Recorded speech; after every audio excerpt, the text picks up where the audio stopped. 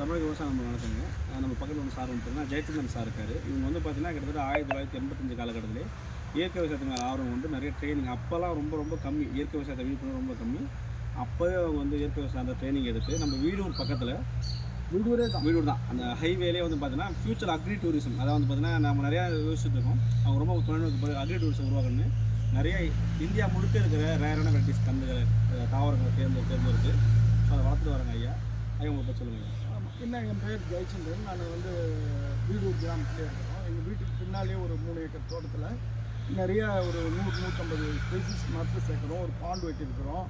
அது வந்து ஒரு ஃப்யூச்சரில் ஒரு அக்ரி டூரிஸ்டுக்காக டெவலப் பண்ணிட்டு இருக்கிறோம். அது ஐயா கிட்ட வந்து என்ன அண்ணாச்சி கன்று வந்து 2 வருஷம் வந்து நிறைய செடி வாங்கியிருக்காங்க. 100-150 கன்றுக்கு மேலே 150 கன்றுக்கு மேலே அண்ணாச்சி கன்று வாங்கினோம். இது அதில் வந்து ஒரு 70-80 கன்று காய்ச்சிருக்கு. காய் எப்படி சார்? காய் நல்லா இருக்குது, நல்லா சைஸ். ஏதாவது மெனக்கிட்டீங்களா? அதுக்கு ஒன்றும் அது ஒன்றும் உரம் போடல, ஒன்றும் பண்ணல.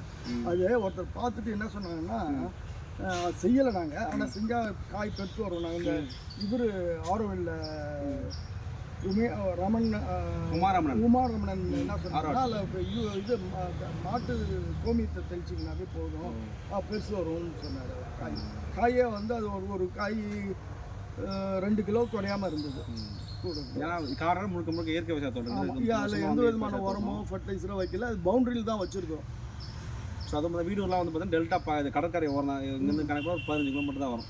நிறைய பேர் என்ன கடற்கரை ஓரம்னா என்ன பைனாப்பிள் இல்லை இப்படி கிராஸை கணக்கு பண்ண சொல்கிறேன். 20 கிலோமீட்டர் தான் வரும். ஸோ விழுப்புரம் மாவட்டம் வறட்சியான ஏரியா, சென்னை ஹைவேல இருக்குது.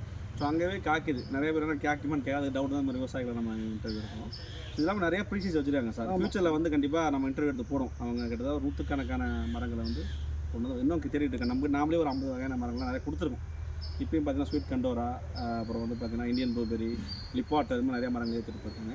இப்போ திரும்ப கேரளா போகிறாங்க. ஸோ அது மாதிரி விஷயத்தெல்லாம் நீங்கள் பார்க்கணும். ஃபியூச்சரில் கண்டிப்பாக நம்ம வீடியோ எடுத்து போகிறோம் சார். நம்ம தோட்டத்தை வந்து ஏன்னா ஓகே நீங்கள் வந்து பாருங்கள். இதெல்லாம் பார்த்தா ஒரு சில பேருக்கு வந்து ஒரு பாண்டு கூட வெட்டிருக்கணும்.